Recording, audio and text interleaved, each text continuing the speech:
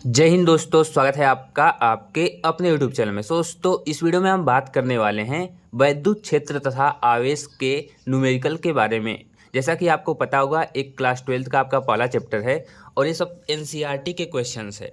और जो आपका वैद्युत क्षेत्र तथा आवेश चैप्टर है, ये सारे के सारे न्यूमेरिकल उसी चैप्टर के हैं और मैं इन सभी के सभी न्यूमेरिकल को कवर करने वाला हूँ। ठीक है, जैसा कि बहुत बच्चों की रिक्वायरमेंट रहती है कि हमें एनसीईआरटी के न्यूमेरिकल्स नहीं आ रहे हैं, उसे कैसे करें।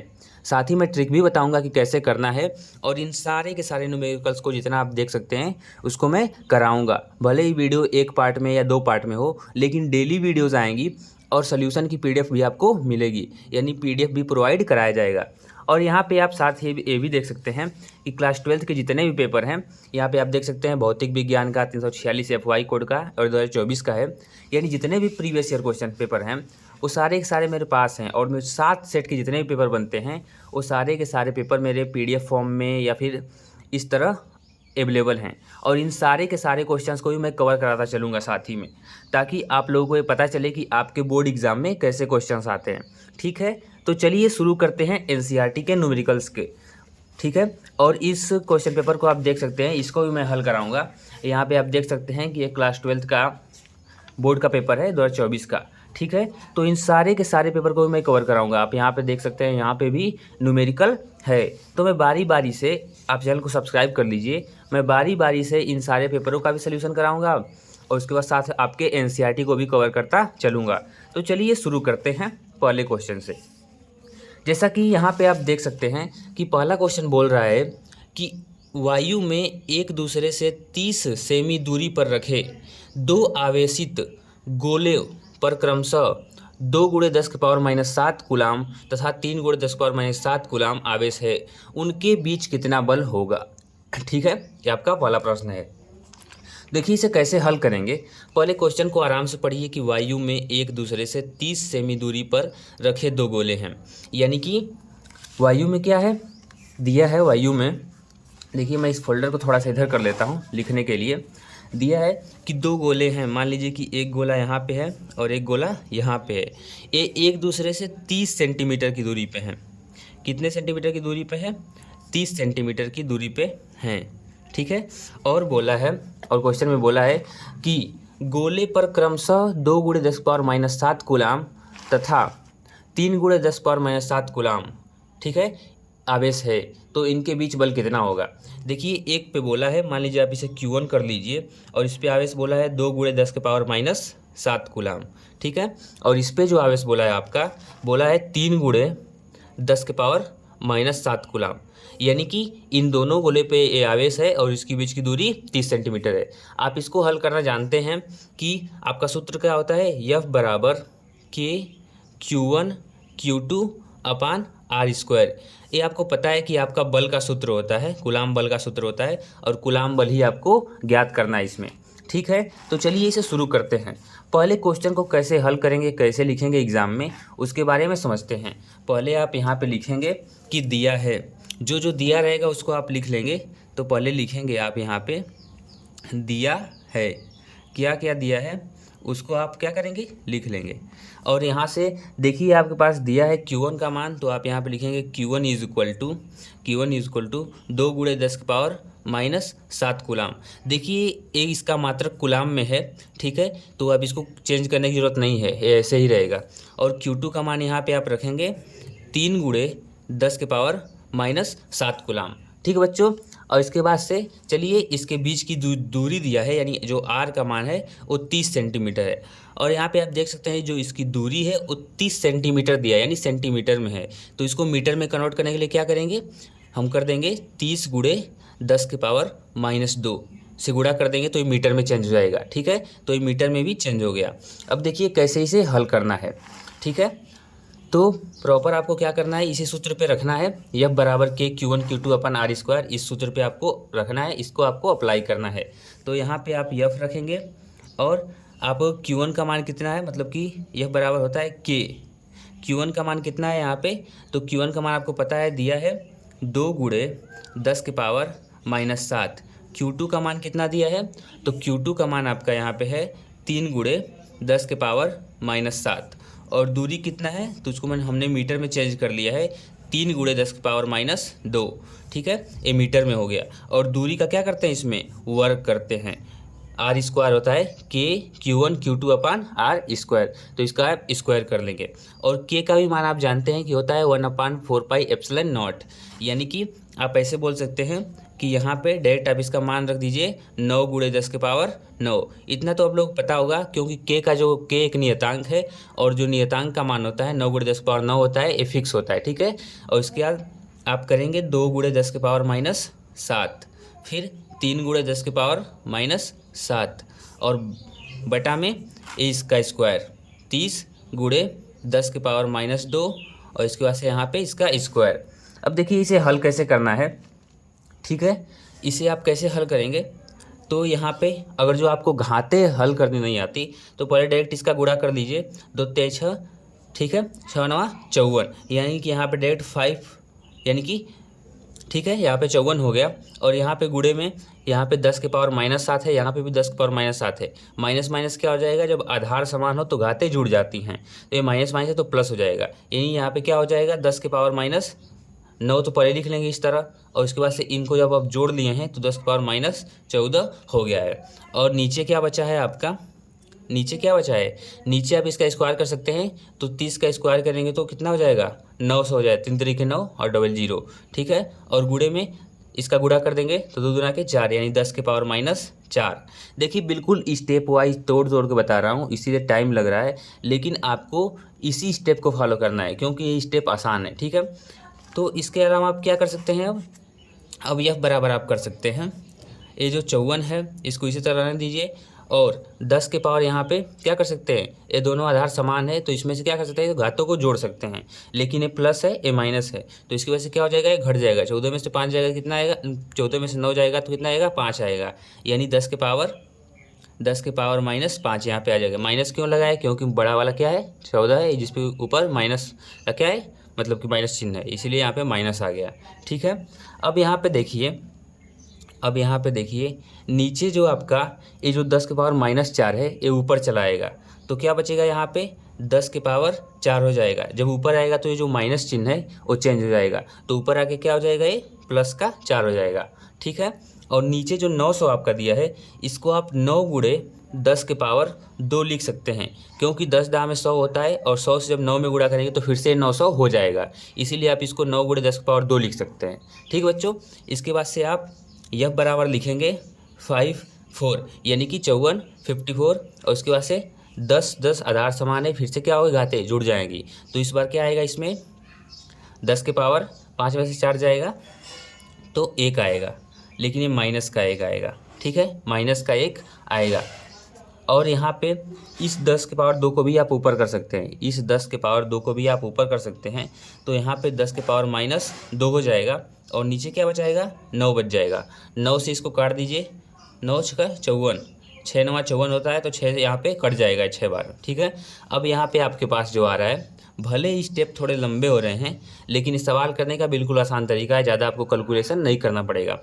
अब देखिए यहाँ पे 6 हो गया और यहाँ पे ये 10 है और यहाँ पे माइनस माइनस में है, तो क्या हो जाएंगे, 10 के पावर क्या हो जाएगा, यहाँ पे -3 हो जाएगा, 10 के पावर यहाँ पे क्या हो जाएगा, -3 हो जाएगा। और यहाँ पे आप इसका लिख देंगे कि न्यूटन, बल का मात्रक यहाँ पे न्यूटन लिख देंगे और इसके ब्रैकेट में कर देंगे, इसको ब्रैकेट में क्या करेंगे, कर देंगे। यहाँ पे जो आपका फाइनल आंसर आया है वो आया है 6 × 10⁻3, ठीक है, न्यूटन।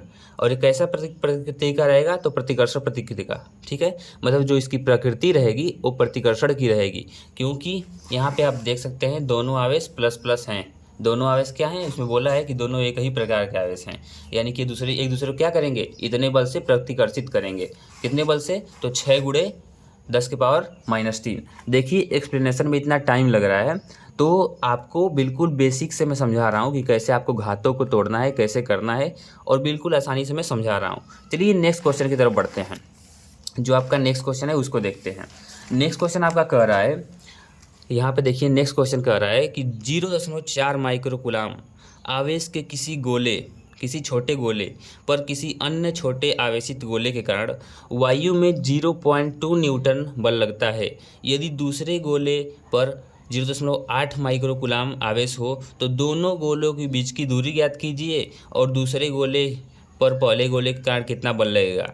तो मैं आपको बता दूं कि देखिए ये क्या होता है कि बोला है कि दूसरे गोले पर पहले गोले के कारण कितना बल लगेगा। तो चलिए इस सवाल को हल करते हैं। चलिए इस सवाल को क्या करते हैं, हल करते हैं। यहाँ पे फिर आप वही स्टेप फॉलो करेंगे, दिया है पहले लिखेंगे। तो यहाँ पे आप लिखेंगे कि क्वेश्चन में हमको क्या क्या गिवन है, क्या क्या गिवन है, यानी क्या क्या दिया है। ठीक है, तो यहाँ पे आप बोला है कि 0.4 माइक्रो कूलाम का आवेश है। ठीक है, 0.4 माइक्रो कूलाम आवेश के किसी छोटे गोले पर। तो यहाँ पे आप लिख देंगे कि जो Q1 का मान दिया हम लोग को वो दिया है 0.4 माइक्रो कूलाम। लेकिन आप इसे क्या करेंगे, कूलाम में चेंज करेंगे। आप इसकी SI यूनिट में चेंज करेंगे तो ए हो जाएगा 0.4 गुणे 10 के पावर -6, 10 के पावर -6 हो जाएगा। ये क्या हो जाएगा, 10 के पावर -6 हो जाएगा। ठीक है, Q2 का मान कितना दिया है, Q2 का मान दिया है 0.8 माइक्रो कूलाम।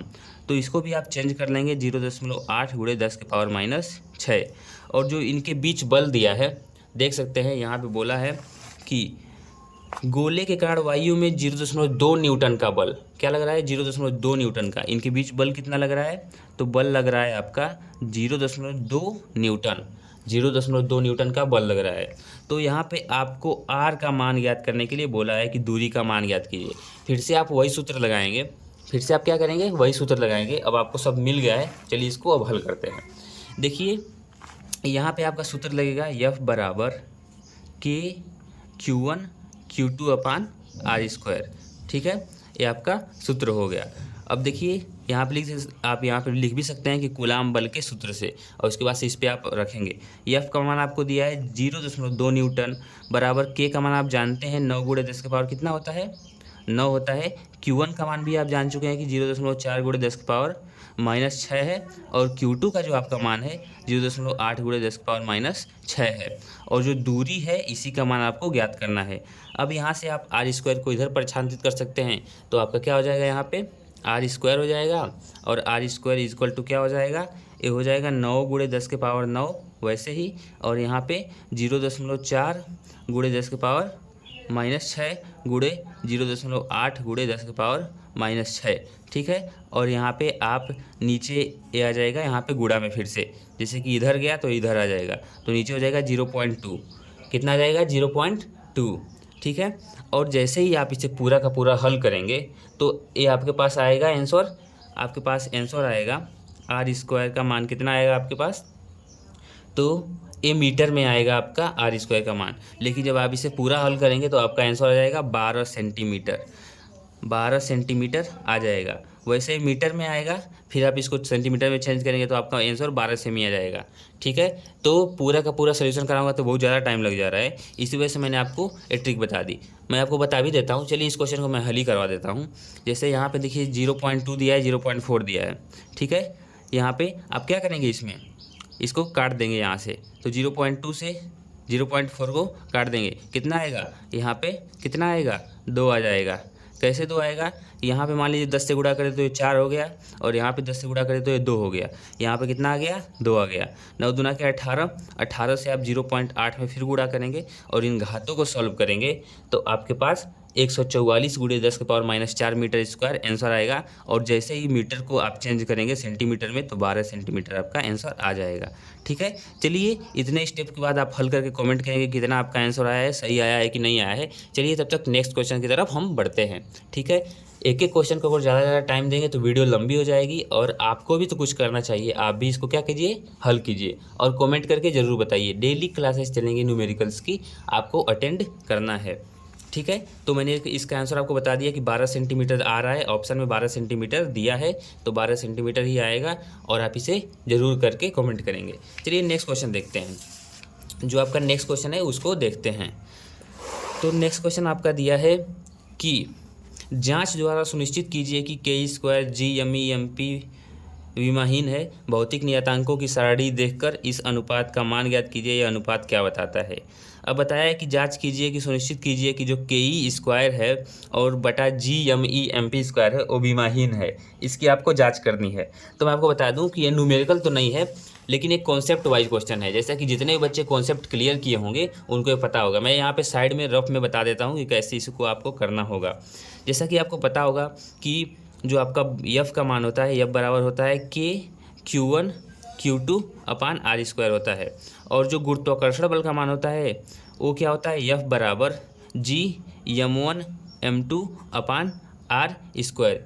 ठीक है, इसकी जब आप तुलना करेंगे तो यहाँ पे जो आर स्क्वायर से वो आर स्क्वायर क्या हो जाएगा, कैंसिल हो जाएगा।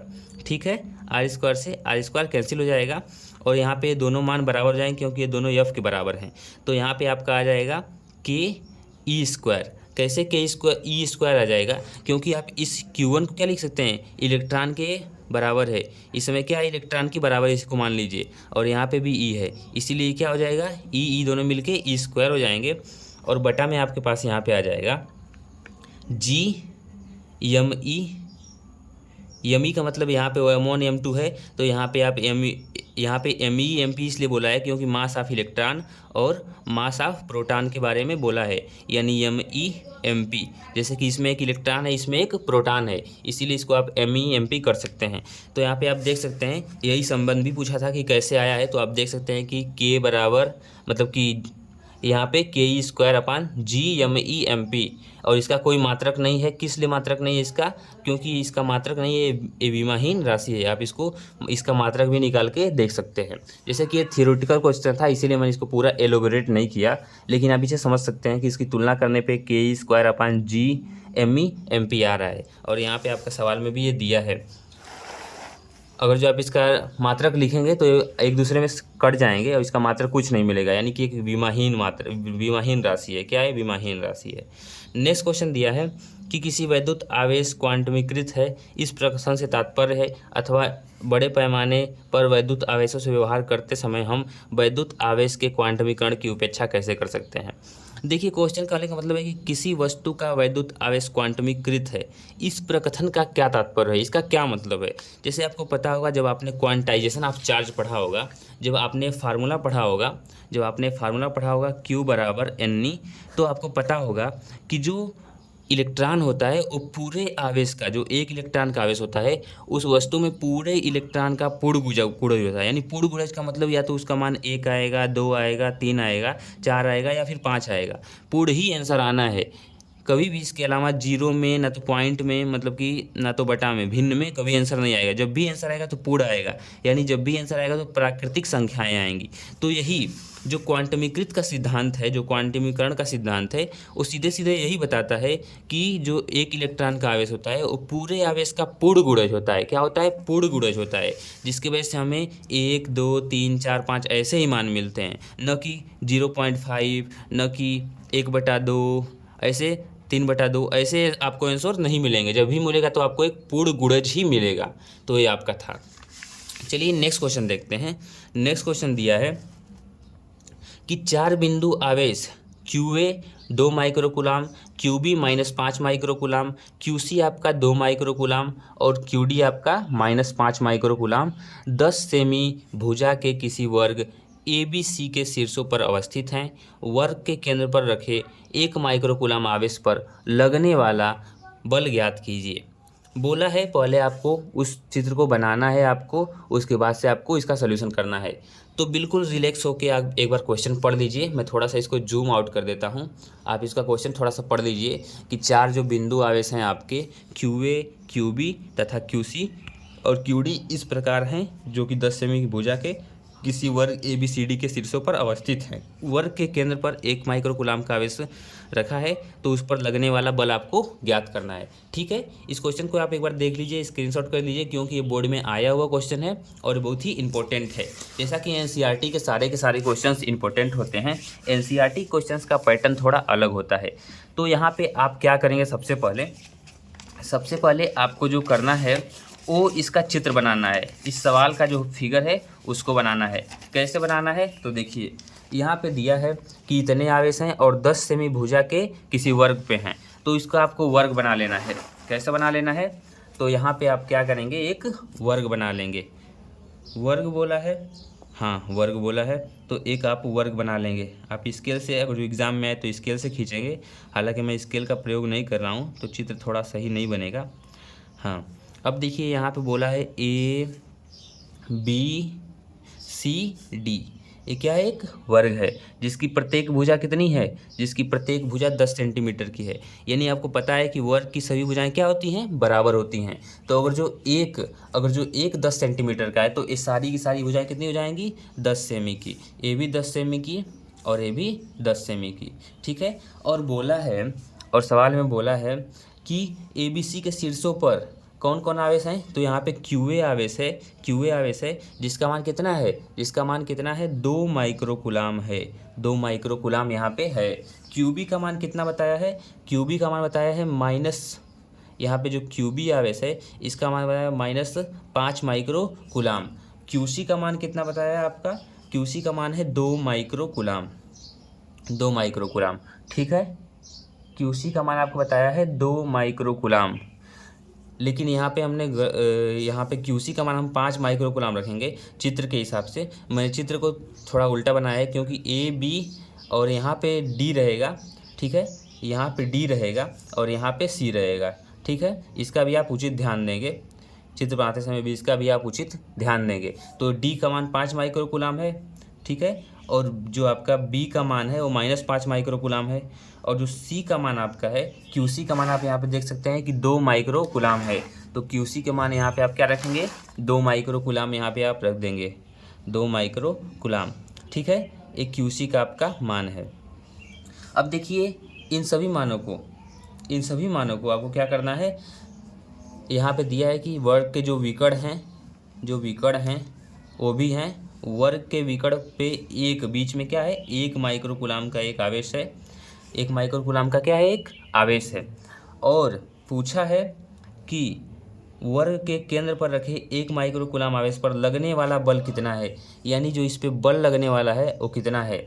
तो मैं आपको डायरेक्टली बताऊं, मैं इसको बिना हल किए बताऊं तो मैं आपको बता दूं कि ये इस पे जो नेट फोर्स लग रहा है वो 0 लग रहा है। कैसे, क्योंकि 2 माइक्रोकुलाम का बल ये भी लगा रहा है अपने तरफ खींच रहा है, 2 माइक्रोकुलाम का बल ये भी लगा रहा है अपने तरफ खींच रहा है। और देखिए ये प्रतिकर्षण प्रकृति के हैं और प्रतिकर्षित भी करते हैं, तो इनका नेट फोर्स क्या हो जाएगा, वो उधर से धक्का देगा 2 माइक्रोकुलाम का, इधर से धक्का देगा 2 माइक्रोकुलाम का, तो यहाँ पे नेट बल भी 0 हो जाएगा। इस केस में भी यहाँ से भी खींचेगा -5 माइक्रोकुलाम और यहाँ से भी खींचेगा -5 माइक्रोकुलाम, तो क्या होगा, ये अपने ही जगह पे अवस्थित रहेगा, इस पर कोई भी प्रभाव नहीं पड़ेगा, इस पर जो नेट फोर्स होगा वो 0 होगा।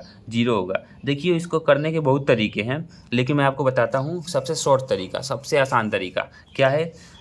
आप करेंगे कि वर्ग ABC के केंद्र पर रखे 1 माइक्रोकुलाम आवेश पर शीर्षों पर रखें आवेश कारण बल चित्र में दिखाए गए O पर आवेश नेट बल। यानी कि आप यहाँ पे, जैसे कि आप यहाँ पे लिख सकते हैं कि F वेक्टर, यानी कि जो बल का मान है O बराबर होगा FA vector plus FB vector plus FC vector plus FD vector. कैसे हुआ है मैं इसको बताता हूँ। जो इस पर नेट फोर्स लग रहा है वो इन सभी बलों का योग के बराबर होगा, इन सभी बलों के योग के बराबर होगा। अध्यारोपण के सिद्धांत में भी आपने इसे पढ़ा होगा, अध्यारोपण के सिद्धांत में भी आपने इसे पढ़ा है, ठीक है। तो इसके बराबर होगा। फिर होगा कि परंतु FA वेक्टर बराबर -FC वेक्टर। कैसे, परंतु, जो आपका परंतु यहाँ पे लिख देंगे आप, परंतु के बाद लिखेंगे आप कि जो आपका FA वेक्टर है वो क्या है, बराबर है -FC वेक्टर के। जैसा कि आपने जब कूलाम बल का सदिश निरूपण किया होगा तो आपको पता होगा कि जब दो बलों का मान बराबर होता है तो उनमें जो बल होता है वो विपरीत दिशा में लगता है, बस बात यही होती है। इसीलिए यहाँ पे माइनस चिन्ह दिखा रहा है कि जो बल है वो विपरीत दिशा में लग रहा है। और यहाँ पे आप क्या लिख सकते हैं, तथा ये भी लिख सकते हैं कि जो F वेक्टर B है, जो F वेक्टर B है वो बराबर किसके है, -F वेक्टर D के, -F वेक्टर D के।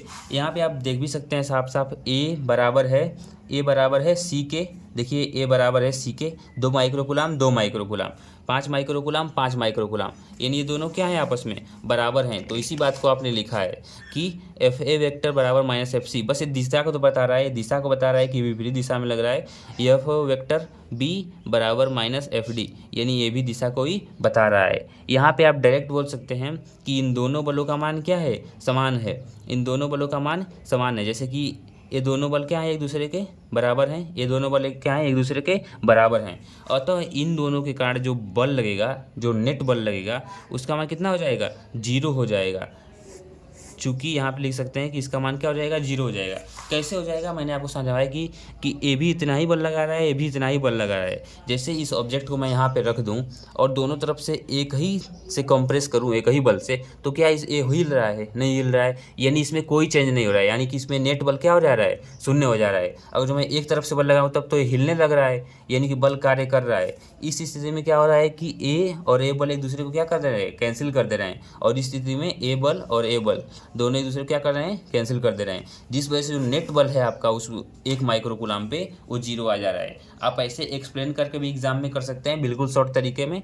और बहुत सारे टीचर्स भी इसको बताया है कि बहुत आप लॉन्ग भी कर सकते हैं। हालांकि अगर जो आपके पास टाइम की कमी हो तो आप यही वाला ट्रिक आजमाएंगे कि एफ वेक्टर बराबर होगा F A plus F B plus F C plus F D के, और जो एफ ए वेक्टर है वो बराबर है माइनस एफ सी वेक्टर के कूलाम बल के सदिश निरूपण से। आप यहाँ पे कॉलम बना के लिख भी सकते हैं कि कूलाम बल के सदिश निरूपण से एफ वेक्टर बी बराबर एफ वेक्टर डी, ये भी कूलाम बल के सदिश निरूपण से है ऐसा, और एफ वेक्टर बराबर 0। ठीक है, तो आज के लेक्चर में मैंने 1.6 तक कवर कर दिया है, क्वेश्चन 1.6 तक ही मैंने कवर किया है। 1.7 भी देख लेते हैं एक बार, कि दिया है कि स्थिर वैद्युत क्षेत्र रेखा एक सतत वक्र होती है, अर्थात कोई क्षेत्र रेखा एक नहीं टूट सकती। यानी जो आपका स्थिर वैद्युत क्षेत्र रेखाएं होती हैं, जो आपने विद्युत क्षेत्र रेखाओं के बारे में पढ़ा, उसके बारे में पूछ रहा है कि वो सतत वक्र होती हैं, अर्थात एकाएक नहीं टूट सकती। अर्थात एक मतलब कि एकाएक नहीं टूट सकती। ठीक है, क्यों नहीं टूट सकती इसको आपको बताना है, तो मैं इसकी लैंग्वेज बोल दे रहा हूँ, आप लोग नोट कर लेंगे। देखिए, ए का आंसर है, जो पहला वाला पूछा है ए वाला, यहाँ पे ए वाले का आंसर मैं बोलने जा रहा हूँ। तो ए वाले का आंसर आप क्या करेंगे, सुनेंगे। ए वाला बोल रहा है कि स्थिर वैद्युत क्षेत्र रेखा एक सतत वक्र होती है, अर्थात कोई क्षेत्र रेखा एकाएक नहीं टूट सकती। क्यों नहीं टूट सकती, तो किसी वैद्युत क्षेत्र में लिखेंगे आप, तो किसी वैद्युत क्षेत्र में क्षेत्र रेखा का टूटना उस स्थान पर वैद्युत क्षेत्र की अनुपस्थिति दर्शाता है, अतः यह संतत वक्र होता है।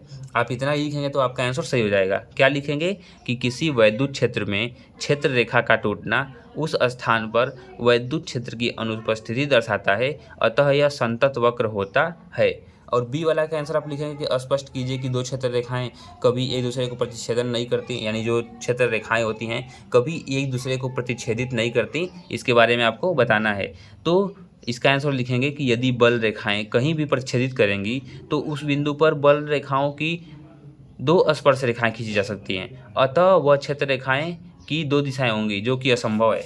जैसा कि आपको पता होगा कि जो बल रेखाएं आपकी होती हैं, जो बल रेखाएं निकल रही होती हैं, तो ये क्या होती हैं, इन पे जो स्पर्श रेखा खींची जाती है वो बल की दिशा को बताती है। क्या बताती है, जो कि बल की, जैसे कि यदि बल रेखाएं कहीं भी प्रतिच्छेदित करेंगी तो उस बिंदु पर बल रेखाओं की 2 स्पर्श रेखाएं खींची जा सकती हैं, अतः वहाँ क्षेत्र की 2 दिशाएं होंगी। यानी कि ये क्षेत्र की दिशा बता रही है कि इधर की क्षेत्र है, अगर जो आप इसको स्पर्श रेखा खींच रहे हैं। लेकिन अगर जो यहाँ से टूट जाएगा बल तो एक इधर जाएगा, एक इधर टूटा हुआ दिखाई देगा, यानी कि आप इस पर 2 स्पर्श रेखाएँ खींच सकते हैं, जो कि असंभव है, जो कि क्या है, असंभव है। ठीक है, तो आप ज़्यादा थियरी पे ध्यान देंगे, डायरेक्ट आप लिख देंगे कि यदि बल रेखाएं कहीं भी प्रतिच्छेदित करने लगीं तो उस बिंदु पर बल रेखाओं की 2 स्पर्श रेखाएं खींची जा सकती हैं, अतः वह क्षेत्र 2 दिशाएं होंगी, जो कि असंभव है, जो कि क्या है, असंभव है। और हमारी क्लास बहुत लंबी हो गई, जिसकी वजह से मैं इसको यहीं पे एंड करना चाहूँगा। हालांकि मैंने सारे के सारे क्वेश्चंस कवर करने की कोशिश किए हैं, लेकिन मैं नेक्स्ट वीडियो में आपको कवर करके बताऊंगा। जैसे कि देखिए, मैंने इतने सारे क्वेश्चंस कराए 1.6 तक, और मैकेनिज्म भी बताया क्वेश्चन का कि कैसे आपको आंसर लिखना है। हालांकि न्यूमेरिकल के साथ साथ हम लोग थियोरेटिकल पार्ट भी कवर करते हुए चल रहे हैं।